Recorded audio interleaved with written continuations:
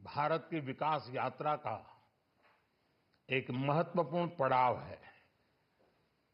ये 140 करोड़ भारतीयों की आकांक्षाओं का बजट है। ये हर भारतीय के सपनों को पूरा करने वाला बजट है।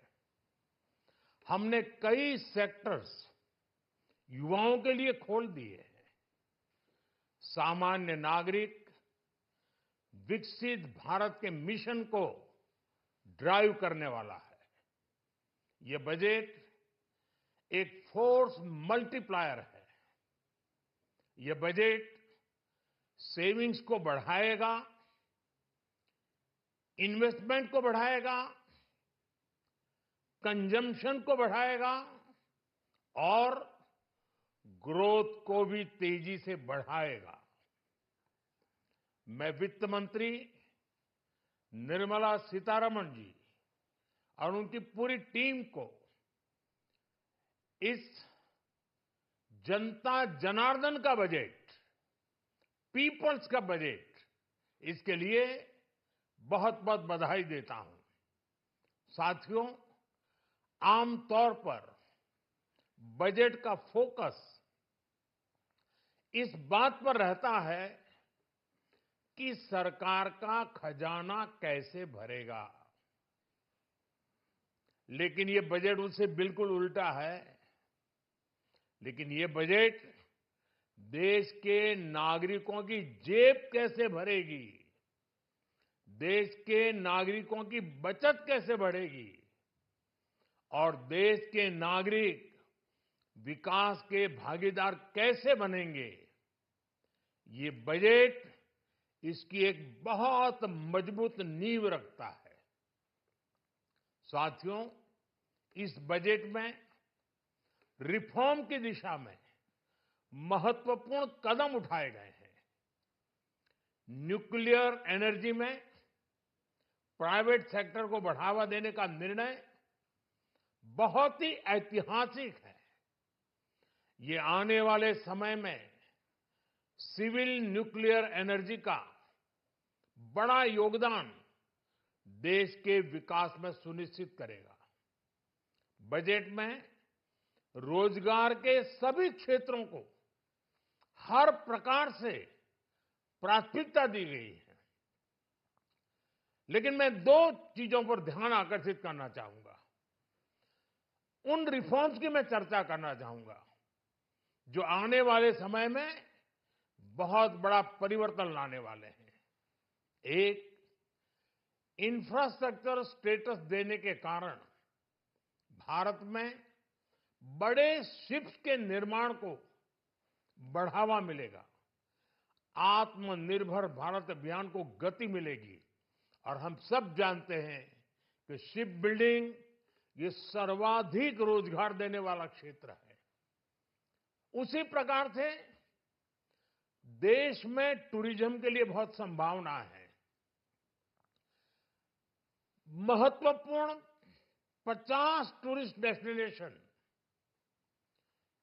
वहां पर जो होटल्स बनाएंगे, उस होटल को पहली बार इंफ्रास्ट्रक्चर के दायरे में लाकर टूरिज्म पर बहुत बल दिया है।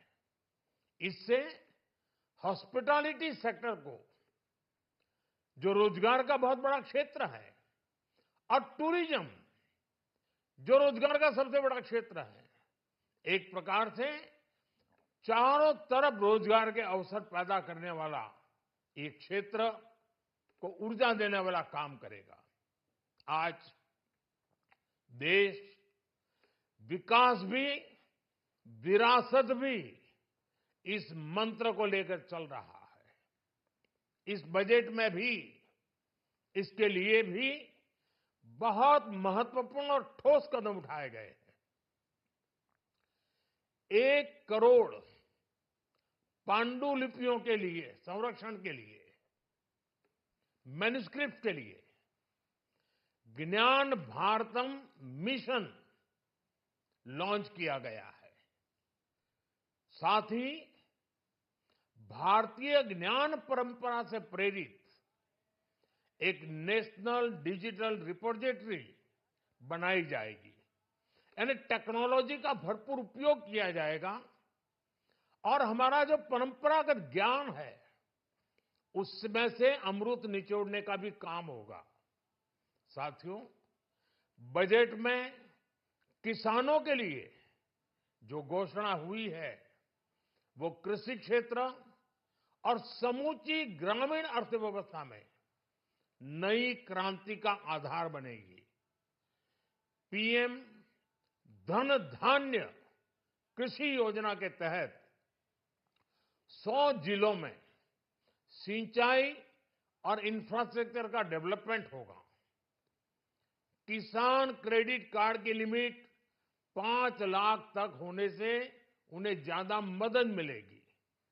साथियों, अब इस बजट में 12 लाख रुपए तक की आय को टैक्स से मुक्त कर दिया गया है।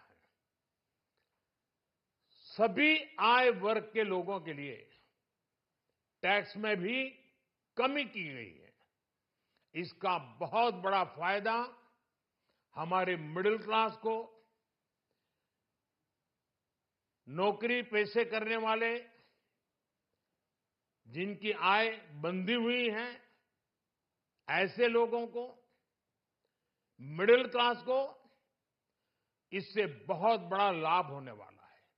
उसी प्रकार से जो नए नए प्रोफेशन में आए हैं, जिनको नए नए जॉब मिले हैं, इनकम टैक्स की ये मुक्ति उनके लिए एक बहुत बड़ा अवसर बन जाएगी।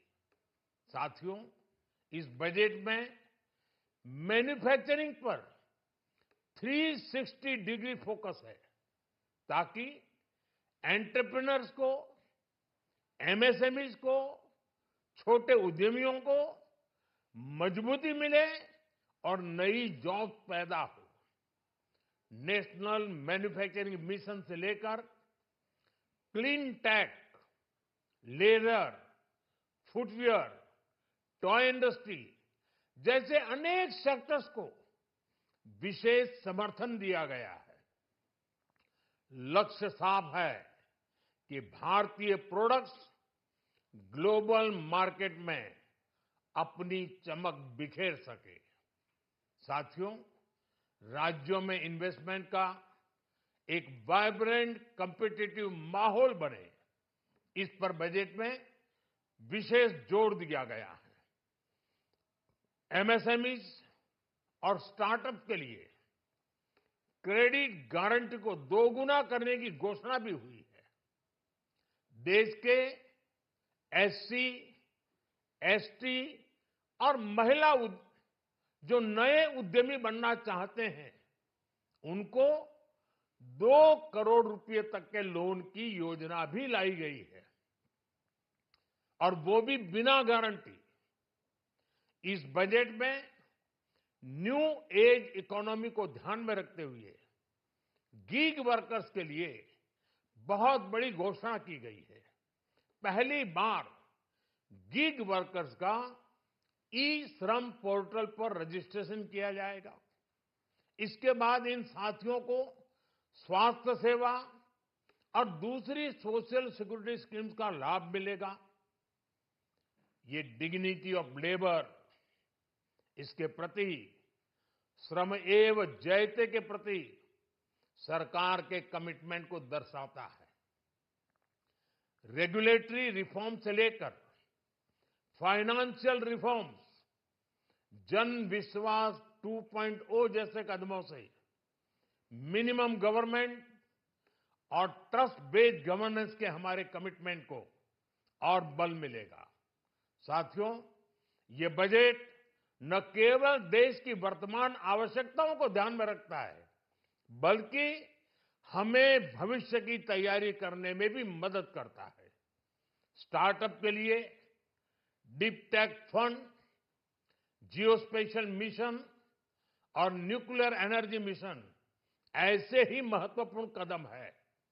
मैं सभी देशवासियों को एक बार फिर इस ऐतिहासिक पीपल्स बजट की बधाई देता हूं और फिर एक बार वित्त मंत्री जी को भी बहुत बहुत बधाई देता हूं। बहुत बहुत धन्यवाद।